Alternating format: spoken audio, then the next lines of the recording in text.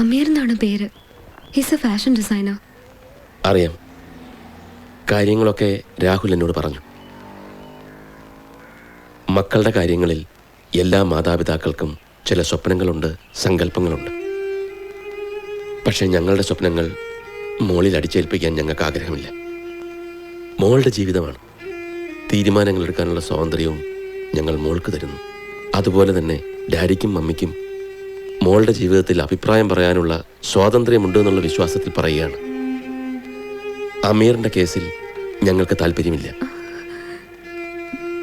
ഒന്നാമതായി വിവാഹത്തിൻ്റെ പ്രായം മോൾക്കായിട്ടില്ല. You have a life ahead. മോളൊന്നും പറഞ്ഞില്ല. എനിക്കാരെയും വേദനിപ്പിക്കണമെന്ന് ആഗ്രഹമില്ല. എനിക്ക് എന്തൊക്കെയോ പ്രോബ്ലംസ് ഉണ്ടായിരുന്നു. എന്നിൽ നിന്ന് അകന്നിരുന്നിട്ടും അമീർ അത് മനസ്സിലാക്കി. ഞാൻ പോലും അറിയാതെ എന്നെ മാറ്റിയെടുത്തു.